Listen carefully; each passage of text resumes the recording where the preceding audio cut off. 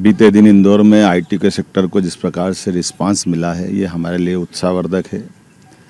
हमने जैसे पहले कहा कि हम युवाओं के रोज़गार को लेकर के, मध्य प्रदेश की प्रगति को लेकर के, नई टेक्नोलॉजी को अपनाने को लेकर के जो 4 नीतियां हमारी सरकार के द्वारा अपनाई गई है, ये अद्भुत है और कई अर्थ में कई देश के कई राज्यों को हमने पीछे छोड़ा है। हम सब उम्मीद करते हैं कि मध्य प्रदेश साइंस टेक्नोलॉजी में भी बहुत आगे बढ़ेगा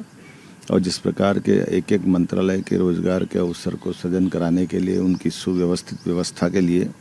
न केवल पॉलिसियों का हम सार्वजनिक प्रकाशन कर रहे हैं या नीति को मंजूरी दे रहे हैं,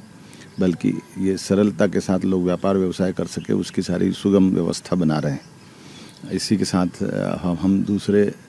कृषि आधारित उद्योगों को बढ़ावा देने के लिए इस दिशा में आगे बढ़े हैं, एक एक संभाग के अंदर बड़े बड़े कार्यक्रम करते हुए। और ये कृषि आधारित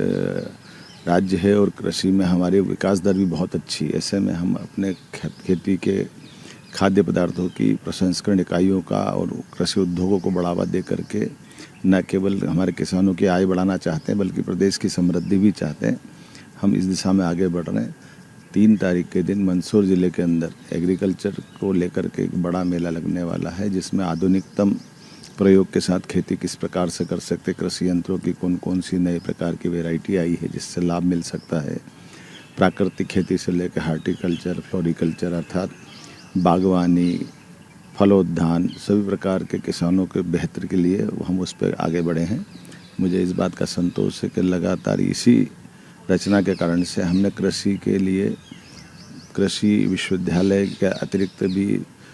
बाकी विश्वविद्यालय में भी एग्रीकल्चर संकाय खोल करके कृषि संकाय के विद्यार्थियों के लिए अवसर उपलब्ध कराए हैं। हम उम्मीद कर रहे हैं कि नर्सरियों से लेकर के कृषि से जुड़े हुए आने वाले वर्षा काल को लेकर भी जल संरचनाओं पे भी हम जलगंगा संरक्षण के अंदर पर्याप्त ध्यान दे रहे हैं। एक एक करके सारे सेक्टर को कवर करते हुए हम अपने राज्य की बेहतरी के लिए भी और यशस्वी प्रधानमंत्री श्रीमान नरेंद्र मोदी जी के साथ कदम से कदम मिला करके मध्य प्रदेश सरकार चल पाए, इस